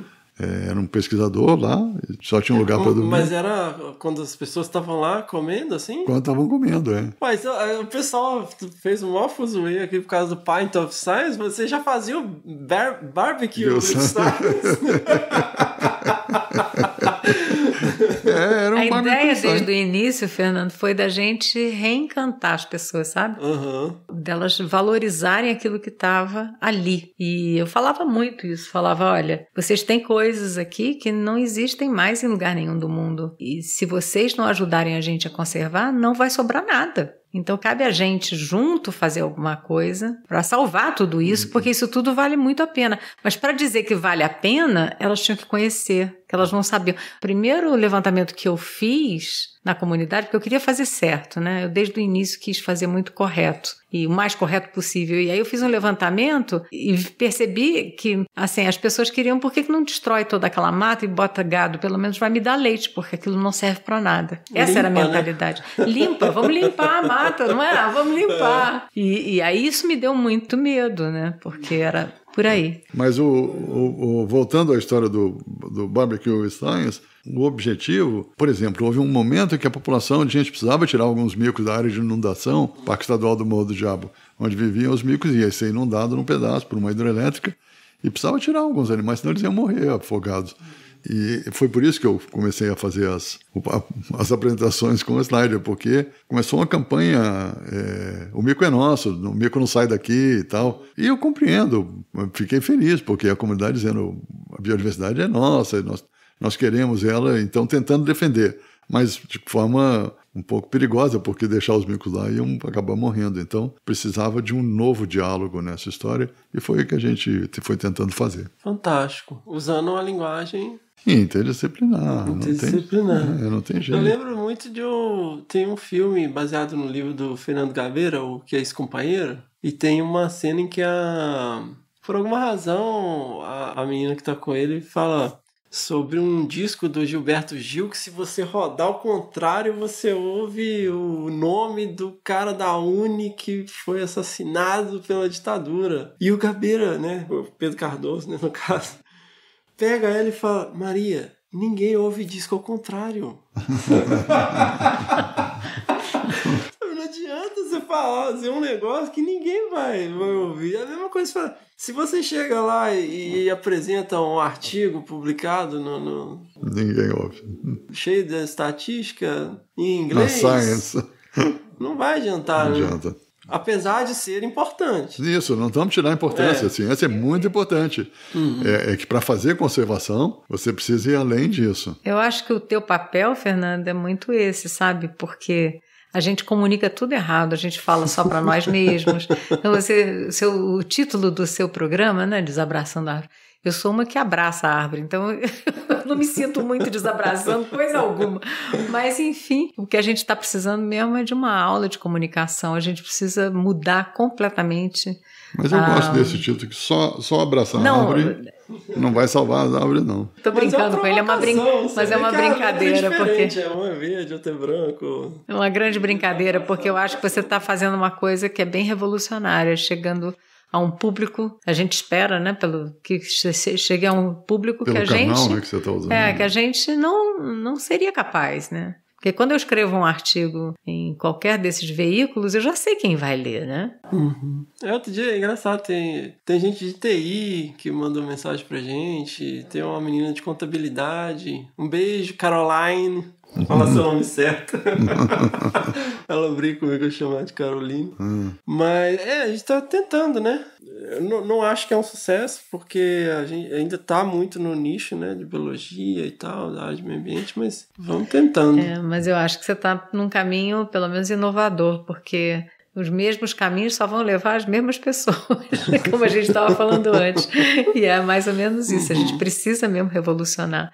E o Brasil tem um papel fundamental, quer dizer, nós somos brasileiros e com isso a gente tem uma responsabilidade enorme, porque é a maior riqueza, né, de mega diversidade, é um país mega diverso. E a gente precisa, de algum jeito, dar uma sacudida no povo brasileiro para se orgulhar disso e tratar. Não é nióbio a maior riqueza? Ah, queridinho. Não é. O Cláudio falou outro dia falou para que era ministro do meio ambiente na época, falou assim, olha, você é o verdadeiro ministro da Fazenda do Brasil.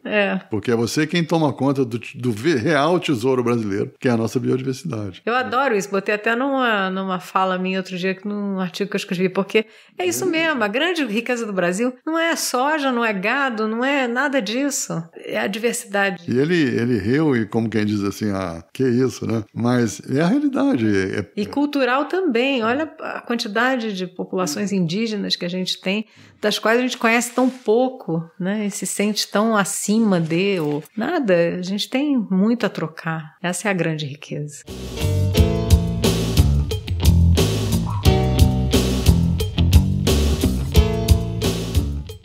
Então, a gente estava lá no Barbecue with Science, com os resgates, e aí começa essa questão do envolvimento. Você tinha mencionado, Suzana, a questão da geração de renda, né? E o Cláudio sempre fala que o homem no vermelho não pensa no verde, né? E o que seria essa alternativa de renda? Quando a gente começou a fazer viveiros, montar viveiros comunitários, né? Para que eles tivessem uma renda adicional, porque os assentamentos, como eles foram feitos, era uma receita para fracasso, né? Era assim, olha, vamos botar eles lá para eles pararem de chiar, mas não tem perspectiva.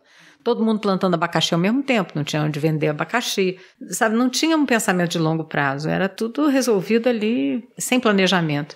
Então a gente começou a abrir um leque, vamos então ter viveiros. Nós somos os maiores compradores porque a gente faz reflorestamento, mas eles podem vender muda de árvore para qualquer um, mas eles precisam aprender, desde a semente até a árvore estar mais ou menos num ponto.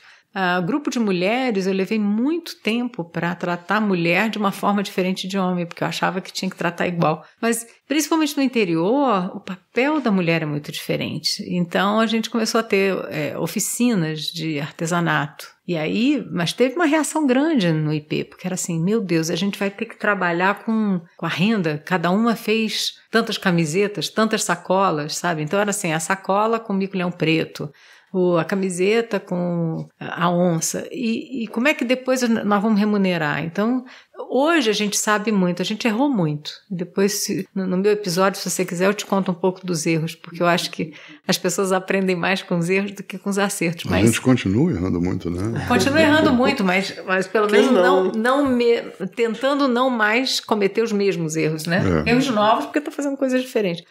Mas, enfim, eu acho que então, quando você começa a trabalhar com as mulheres, foi muito interessante, por exemplo, porque elas também passam a ganhar uma renda adicional com os artesanatos, mas os valores, as mulheres passam muitos valores para a família e para a comunidade.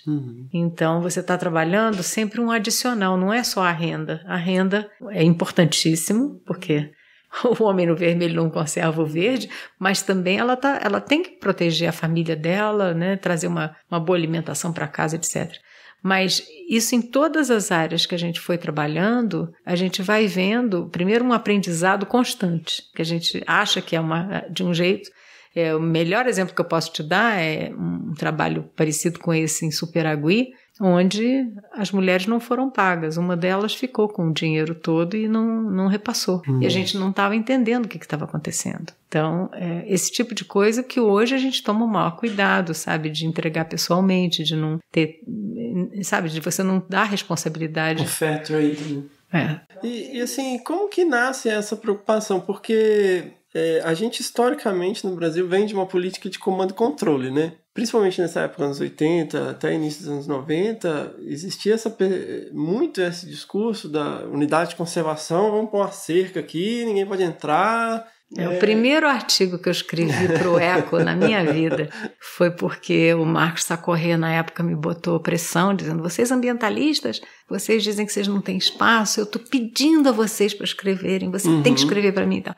Primeiro que eu escrevi na minha vida para o Eco foi abrir ou não as unidades de conservação. Por quê? Porque eu acho que uma unidade de conservação ela não pode ser fechada. E eu sei que eu tenho muita gente que pensa diferente, eu vou para essas reuniões, eu sinto que há uma reação enorme contra. Se as pessoas, principalmente do entorno, elas não estiverem envolvidas com a conservação daquela área, dificilmente você vai conseguir proteger. Você pega umas áreas, às vezes na Amazônia, tamanho de um país europeu, que tem 1 ou 2 funcionários, como é que alguém pode imaginar que vai conseguir proteger? Então, eu acredito na conservação por meio do empoderamento das pessoas através do envolvimento com a conservação. Então, assim, as comunidades locais, se elas estiverem aliadas à conservação, elas vão te avisar que um madeireiro entrou, que um minerador está entrando na tua terra, que estão tirando alguns peixes artesanais para serem vendidos na Europa, como isso acontece na Amazônia o tempo todo. Mas se as comunidades do entorno estiverem envolvidas, elas vão te avisar. E se não, elas vão ser cúmplices do que é errado. Então, porque eu falo assim, em relação a essa questão de geração de alternativa de renda, porque a ideia vigente, vamos dizer, e me frustra muito de ver isso, inclusive eu vi essa semana, essa postura, né, de quem tá aqui tá errado, tem que multar, tem que prender, tem que... Então, assim, com essa ideia vigente, né, dessa política de comando e controle, se o cara tá tirando uma madeira lá dentro do fragmento, ele tá errado, ou tá dentro da reserva, ele tá errado... Como que ao invés de fazer uma denúncia, você vem, o cara tá pegando a madeira lá, e se a gente propõe uma alternativa dele, né? O cara tá arrancando um palmito, e se ele tiver uma outra atividade que seja mais sustentável, que gere renda para a família dele, que ele não vai precisar de fazer isso, né? É isso mesmo. Como que você vai nessa contramão e tem essa sensibilidade, essa percepção, numa época em que a ideia é dar porrada? É ousar, é você fazer diferente mesmo. E dá certo, o mais legal é que dá certo. Meu doutorado todo mostra isso, sabe? Que houve mudança. Porrada não resolve a longo prazo. Não, resolve, porque você vê, se a comunidade do entorno tá lá, você pode trazer a Polícia Federal lá.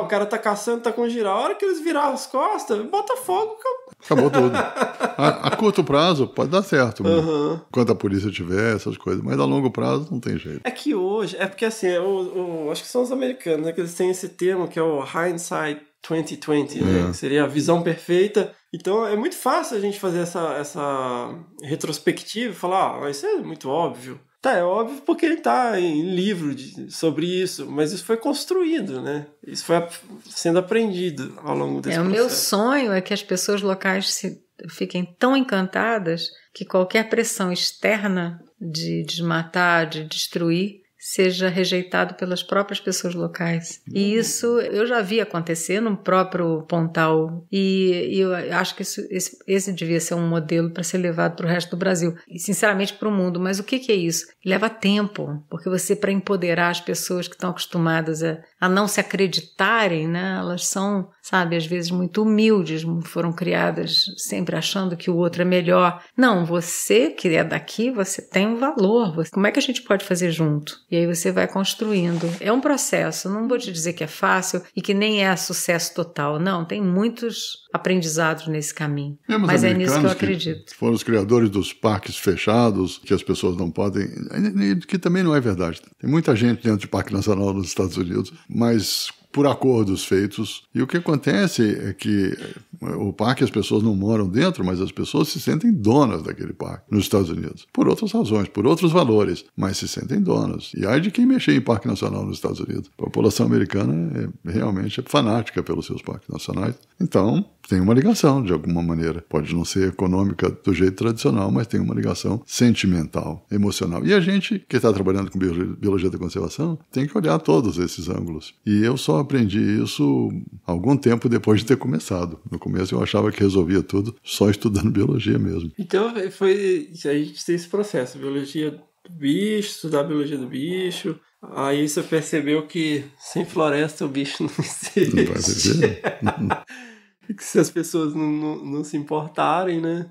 Não vai sobrar nada. Não vai sobrar nada. Que se as pessoas também não tiverem alternativa de renda, eles vão explorar aquilo ali. E agora tem o grande desafio, né? Que é o que a gente está fazendo no Pontal, que é ligando esses fragmentos. Porque a gente usa o mico como símbolo, mas não é só o mico que está isolado, né? São todas as espécies que não têm coragem de um para o outro. Não, é uma paisagem interdisciplinar. E a gente aí tá criando... entra na tal paisagem, que todo mundo fala, ecologia da paisagem, mas é a paisagem. Como que entra essa história da paisagem? Isso o Cláudio fala melhor do que eu, mas se você deixar o mico isolado, ele vai desaparecer. Não tem como ele ficar poucos indivíduos num fragmento. Você tem agora... Infelizmente, porque foi desmatado, era tudo integrado, mas agora que viraram ilhas de mata, nosso papel é realmente criar corredores para que eles possam ir de um para o outro. Então, é um estudo da paisagem. O título de um dos projetos do Lauri é Um Pontal Bom para Todos.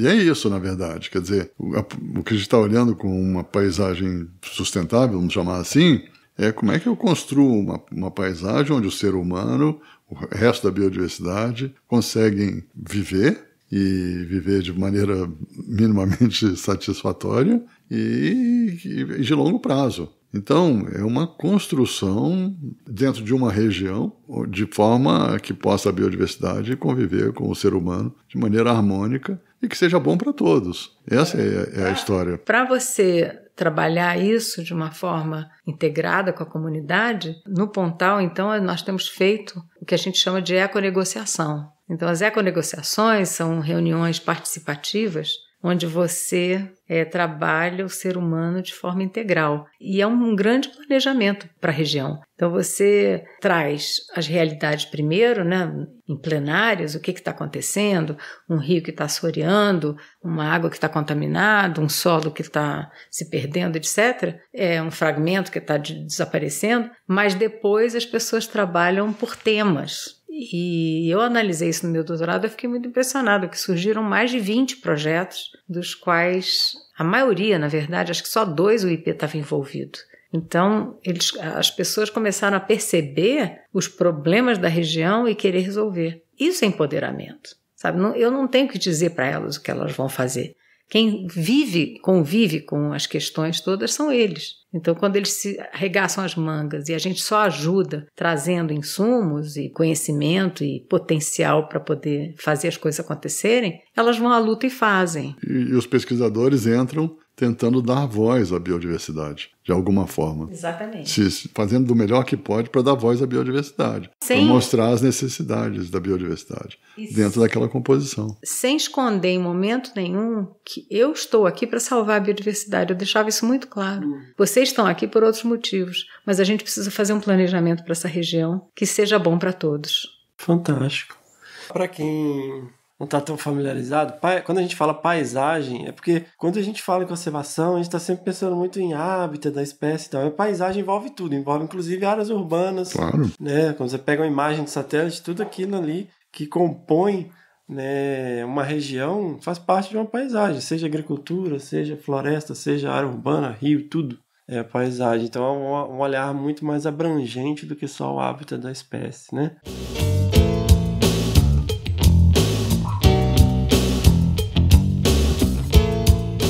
fantástico. Então aí a gente tem envolvimento comunitário, pensar, né, nos processos todos da região numa escala de paisagem, envolvendo as pessoas num fórum, né, nessa econegociação. E o que falta aí nessa equação para efetivar? Bom, eu não sei, eu acho que faltam anos de vida pela frente, que eu não sei. Não é tão Não, ótimo, falta políticas públicas. Falta políticas né? públicas, porque apesar de tudo isso, tem muitas coisas que não são resolvíveis com facilidade pela comunidade. É preciso intervenção E eu não estou falando de políticos, eu estou falando de políticas, né? Que é uma combinação entre o político e a comunidade, né? E aí falta um acordo desses grupos para traçar caminhos efetivos para aquela região. E aí tudo que nós como pesquisadores podemos fazer é tentar influenciar isso, mas não é uma tarefa nossa, nem é uma tarefa fácil. E aí tem que usar todas as ferramentas possíveis tentando influenciar, como outros grupos estarão tentando influenciar também. Então é uma mesa com todo mundo tentando influenciar e você vai chegando a um acordo ali dentro e construindo essa história. Uma das coisas que eu tenho pensado muito é que a gente tem que fazer as coisas com muita cautela também, sabe? Porque esse empoderamento, esse processo todo também assusta um pouco. E assusta o status quo, né? Quem está no poder, etc. Então você tem que tomar um certo cuidado. Mas não deixar de fazer, porque é isso que fica, sabe? A gente às vezes é de fora, está ali por um tempo, né? Tem muitos pesquisadores que eu conheço que vão para uma determinada região estudar aquela espécie por algum tempo. E o que fica ali, depois que a pessoa sai? Eu me perguntava muito isso. Eu sabia que eu não ia morar no Pontal a vida inteira. E o que ia ficar? Então, o que eu posso deixar é esse legado de empoderamento, das pessoas se encantarem e quererem que a natureza faça parte da vida delas e perceberem essa força que elas mesmas têm de se engajarem por uma causa. A gente não mora lá, mas a gente faz parte do Pontal ainda. Não, com certeza. Tem 35 anos. Não, os projetos continuam, a gente tem envolvimento. Mas eu, quando morei lá, eu me perguntava muito isso. O que nós vamos deixar? Né? O que vai ficar? A gente nem sabia que o IP ia nascer. Né? Não existia IP na época. Então, foi toda uma história mesmo de construção, né? De um processo. Agora, é muito importante. Políticas públicas é muito importante e é onde um pesquisador pode atuar também, porque a informação científica é uma boa forma de mostrar caminhos. Vamos dizer assim. Eu já não concordo tanto. Eu acho que ele não deve, não. Eu acho que ele tem que. Porque não tem mais opção. A gente não adianta a gente ficar fazendo barulho e ter que ir para Brasília e apresentar a proposta de mudança ou aceitar o que está vindo. Mas só tem uma coisa. Eu não sei fazer isso, por exemplo. Eu conheço gente que sabe. Então, dentro desse leque de pessoas, a gente talvez tenha que ter especialistas nisso também. Voltamos à interdisciplinaridade. Entendeu? Entende? Porque não adianta você imaginar que um bom biólogo que está lá estudando sua espécie, o peixe-boi, a anta, a onça, etc., vai saber chegar e fazer uma política pública. Então, eu acho que esse conglomerado ou essa junção de pessoas com especialidades diferentes é que a gente pode chegar a ser mais forte, sabe? Porque eu não sei, eu, por exemplo, não sei fazer política pública. Já fui até convidada para algumas coisas que eu não posso aceitar, eu não sei fazer. É uma linguagem completamente diferente. Mas importante. O que eu vejo é que a gente...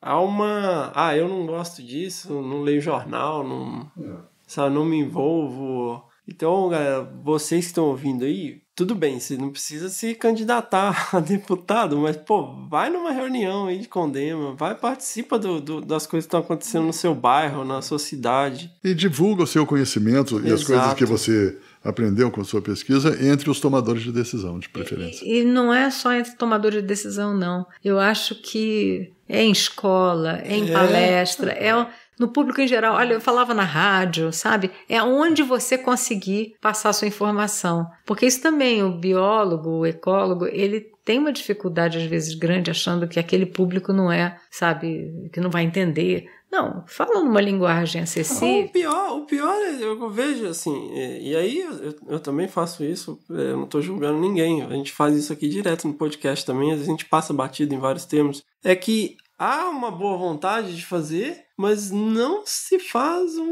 uma tentativa genuína de pensar no...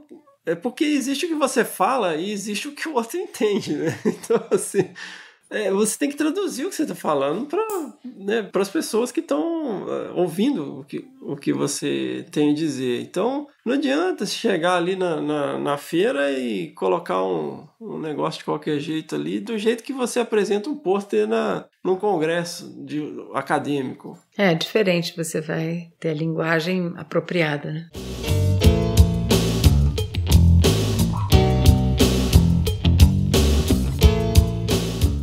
A gente acabou, né, de uma certa maneira, colocando de uma forma um pouco abstrata, mas todo o recado tá aí. Eu queria enfatizar muito, e aí, Cláudio, acho que você pode até trazer o conceito canônico do que seria a biologia da conservação, mas aqui a gente usou o modelo IP, né, que eu apresentei para vocês, e como que ele foi construído ao longo de processos. Eu peço mais uma vez que é preciso colocar as coisas em contexto de época. Estamos falando de uma outra época, estamos falando de uma época em que você enviava carta para os seus amigos, você enviava carta enviava tudo impresso, enviava proposta, enviava artigo. A época em que você datilografou seu doutorado, Cláudio? Não? Meu doutorado não, meu mestrado foi o primeiro mestrado feito com impressora, porque as impressoras iniciais eram matriciais, que chama. Uhum. Então elas batiam como se fosse uma máquina de escrever. Depois vieram as impressoras laser, e as impressoras laser, meu mestrado teve que ser levado para um conjunto, lá, um conselho da universidade, para ver se seria aceito um doutorado impresso em impressora laser. Que absurdo, veja assim. Nem teve trabalho de datilografar. Então, isso é uma outra época. Então, assim, é muito fácil a gente pensar hoje, poxa, né, isso aí é uma coisa que a gente vê em prática, inclusive em outras regiões do país, sendo implementado, um monte de gente fazendo restauração, várias discussões acontecendo em relação à ecologia de paisagem, da importância de divulgação científica, de desenvolvimento comunitário, mas a gente está falando de uma época em que nada disso existia, né? Isso foi construído. E isso foi construído com muito carinho, com muita inovação e totalmente na contramão, né? O que é mais interessante é que é completamente subversivo.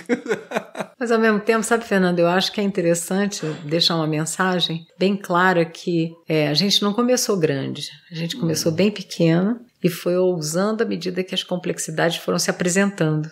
Sabe? A gente viu que só aquilo que a gente estava fazendo não era suficiente. Então temos que fazer mais isso, mais isso, mais isso. Então, para não dar desânimo a quem está fazendo coisas às vezes lindas e que percebe que precisa de fazer mais. É assim mesmo, só dizer isso, é assim mesmo. E a biologia continua sendo muito importante, mas ela perdeu importância, pelo menos conosco, no momento em que foi se equilibrando com as outras ciências na busca das soluções, na formação da interdisciplinaridade. E alguns de nós são biólogos mesmo, e não dá para ser tudo, né? Então você tem que fazer com uma equipe multidisciplinar e equilibra as forças. E no conceito tradicional de biologia de conservação entra ciências sociais e etc. Mas a biologia tem um pouco mais de poder, só que o que o conceito fala é que é aplicada. Biologia teórica e aplicada com o auxílio das outras ciências. Eu já vou mais longe um pouco. Eu acho que é biologia teórica aplicada em nível com as outras ciências em busca de conservação.